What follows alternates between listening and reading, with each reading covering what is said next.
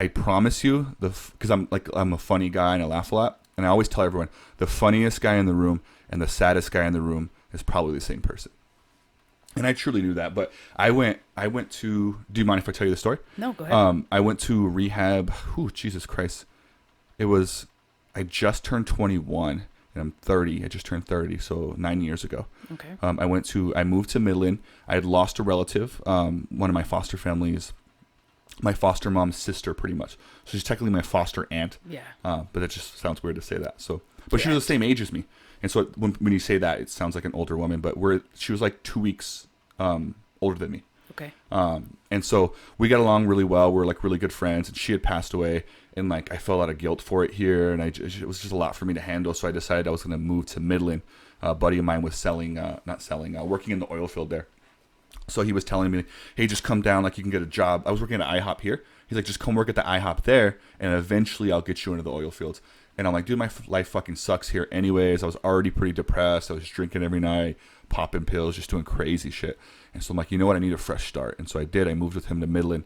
And I didn't really get a fresh start. I thought I did. This is what I learned, is that like you can't really run away from your problems. They just hit you way harder there. I thought I could go there and make new friends, which I did. But it doesn't matter. Like it eventually comes up, right? Yeah. So even though I was around nobody that even knew that part of my life, it still hit me hard to the point where I started. But not only that was I feeling bad, I also didn't have anyone to talk about it, right? Because I have like two friends, and they're like coworkers. Yeah. So I was like, well, I'll just drink by myself, and that's when that started. And I was drinking so much. My roommate started bringing home these Lortabs, these painkiller body numbers, because he worked in the oil field, and these guys do all kinds of shit.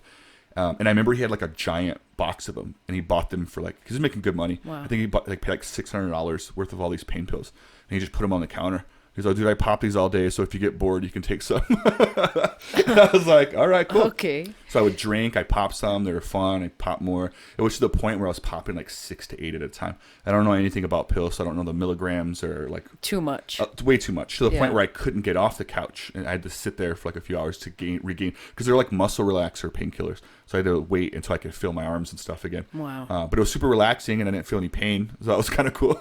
But I kept doing that like a lot, and then there's just one night where I just I call it a suicide attempt, but I didn't actually attempt to take my life. I knew that I wasn't going to live. I was talking to a friend on the phone, and I was like, hey, I'm just not doing good, and like goodbye kind of thing. And it wasn't dramatic, because I knew if I was dramatic that person would send someone, even though they were in Las Cruces, to come check on me there.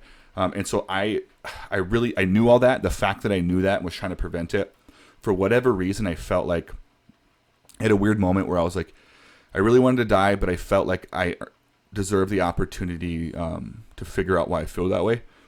Oh, excuse me. And so I didn't actually do anything, but I did call the cops on myself. They came to my door, and I said, hey, you guys got to take me somewhere. It was super fucking hard to get in, by the way. You would think they'd be like, you need help? Let me take you. Yeah. They're like, well, what are you on? And I would tell them, and they're like, well, we can't arrest you for being on stuff. You're at your house. I'm like, well, don't arrest me. Like, take me to a hospital. And they're like, oh, well, we stopped doing that because people were calling us for rides to the hospital. And I just remember thinking, like, well, you should fucking take them. Like, protect and serve. You forgot the serve part, right? You're just doing the protecting part, or whatever they want to call it. But it was super duper hard. I got there. They didn't want to take me. They took me to the ER. From the ER, they're asking me questions. Like, do you ever want to hurt yourself? Do you ever want to hurt me? Like, and it was just, I'd like yell at them. I'm like, I fucking, if you take me back home, like, I'm going to kill myself. Wow. And so they actually admitted me that night. And the best thing that happened to me in rehab, and I'm skipping around some stuff, but I realized that I'm not that crazy. Like, I remember thinking I had some issues, and I'm like, I'm never going to get over this. Like, I'm stupid. I keep doing all this stuff. But when I got in there, and I mean this in the most humble way, I was like, oh, I'm not messed up at all. You fucking guys are fucked up. Like, because there's crazy people in there. There's a sex addict that was like addicted to sex so much that if you weren't even interested in it, she would like assault you. Like, it was a crazy lady. There's like suicide attempt people. There's cocaine addicts. There was people with mental health, bipolar. Worse. Yeah. Kind of puts you back in reality. And I went to a group, like a group therapy session with maybe like 12 people there. And there was a girl there, and she thought she was like the queen fucking bee of rehab, because it was like her 8th time that year. And she said that an older woman was talking about how she slit her wrists in her bathtub because her kids would like take all her money. And she was like opening up about it. And this one girl like laughs and said something.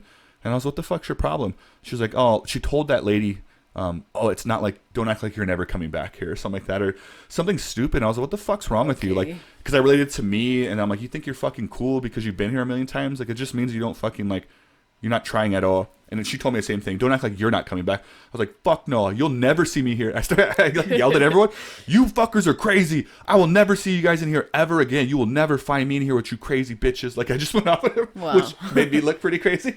Yeah. But I meant it. Like, I went, like, I apologized to everyone afterwards. But people came up to me like, dude, I'm glad you told her something, because I was going to. But yeah, I decided that day, I'm not fucking, like, I'm never coming back here. And so I started helping other people that were in there. I had to stay there for a week. When you check yourself in, they always say 72 hours in the movie. It was a fucking week. If you ever go to Texas, they'll make you wait a whole week. That's the same here. Is it? I always thought in the movies it's like, or no, it's like 3 days. It's usually 72 3 days, hours. right? Yeah, here at one of the hospitals, I think it's a 3-day hold. Yeah, but over there they made me stay a week. So I just spent like my last 4 days just helping the other people in there, and then that's when I decided, when I got out, I'm like, hey, I think I'm gonna go. I think I'm gonna help people, because I found way more joy in helping the people in there than I did, and I realized, like, this is what I need. I need a purpose, right? Yeah. I don't need to be feeling all this stuff. So that worked out. When I got out, I wasn't like, everyone always asks, like, how did you do it? Like, how are you not like as messed up as you used to be? I think I drank the day I got out again, so it wasn't like my whole life changed. I just started doing great. I think I went home that day and I like pounded 2 Four Locos, and I made some drunk calls, and it didn't get better right away, but at least my mind was healthier, to where I eventually decided that I want to do something other than that. And now I'm in a way healthier place. But that's my rehab story. I never knew that. Now you know, and now the world will know. And I'm cool with it. I'm very proud of it. When people ask me about it, I don't walk around just telling people about it, but when it comes up and it's relevant, I'll for sure tell that story. Yeah. So I feel like it's a success story. Yeah.